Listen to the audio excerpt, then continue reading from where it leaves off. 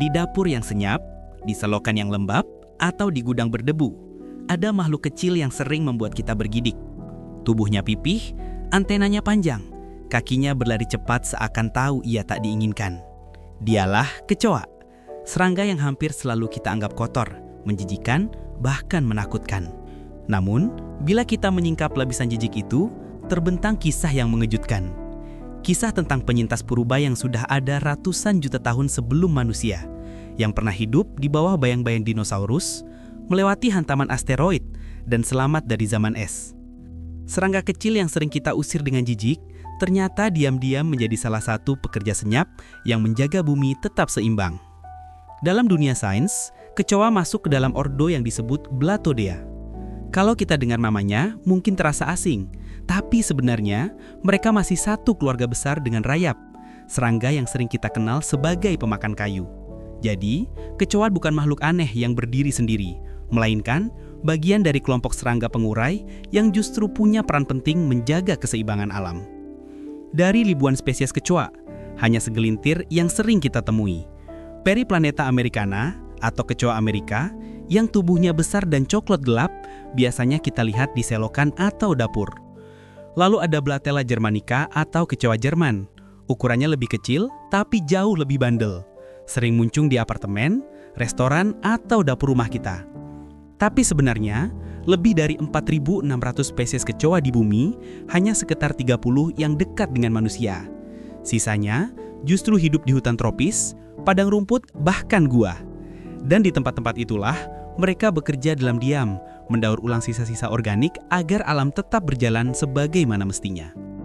Kisah kecoa jauh lebih tua daripada kisah kita.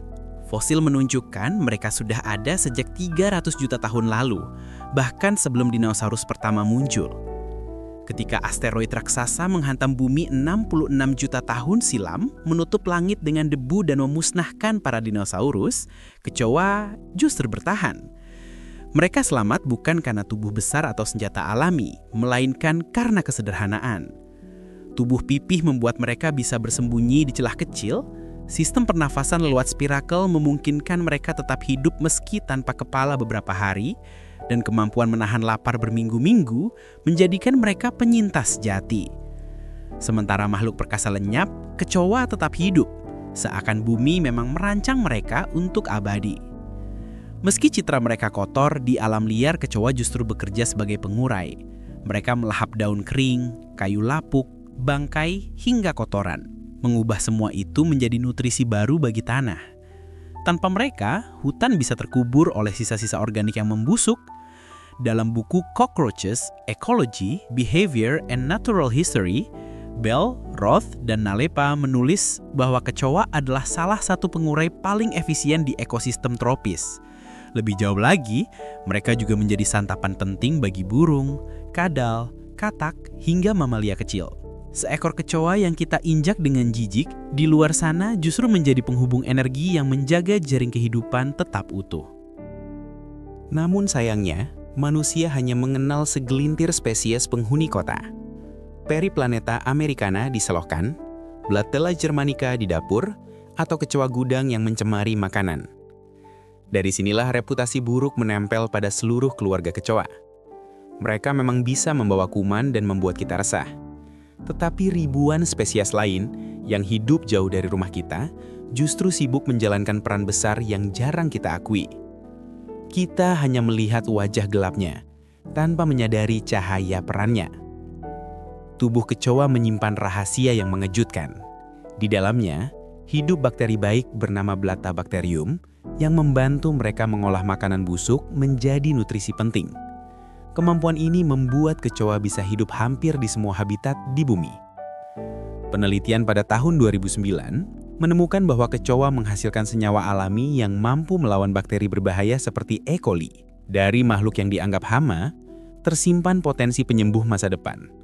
Bukan hanya soal kesehatan, cara tubuh kecoa bergerak di celah sempit menginspirasi ilmuwan di University of California menciptakan robot pencari korban bencana, robot mungil yang bisa masuk ke reruntuhan bangunan. Dari spesies Diploptera punctata, ilmuwan juga menemukan cairan bergizi tinggi untuk anak-anaknya yang dijuluki susu kecoa. Kandungan proteinnya 4 kali lebih tinggi dibandingkan susu sapi. Meski terdengar aneh, penelitian pada tahun 2016 menyebut penemuan ini membuka kemungkinan sumber nutrisi baru di masa depan. Yang kita anggap menjijikkan, ternyata justru menjadi inspirasi bagi sains dan teknologi. Maka jelaslah, kecoa adalah serangga dengan dua wajah. Di kota, mereka adalah tamu tak diundang yang membuat kita resah. Tetapi di alam liar, mereka adalah pahlawan ekosistem. Pendaur ulang, penghubung rantai makanan, bahkan sumber inspirasi ilmiah. Bayangkan jika mereka hilang.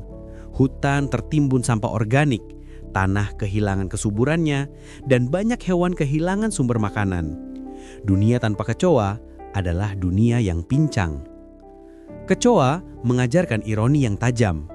Yang kita anggap hina justru bisa menjadi penyelamat. Selama ratusan juta tahun, mereka bertahan melewati asteroid, kepunahan massal, dan zaman es. Mereka bertahan ketika dinosaurus runtuh, dan mungkin akan tetap ada bahkan setelah manusia tiada. Jadi, lain kali ketika seekor kecoa berlari di lantai rumah, rasa jijik mungkin tetap sulit dihapus. Tetapi ingatlah, di balik tubuh kecil itu tersembunyi peran besar. Menjaga siklus kehidupan tetap berjalan, memastikan bumi terus berputar.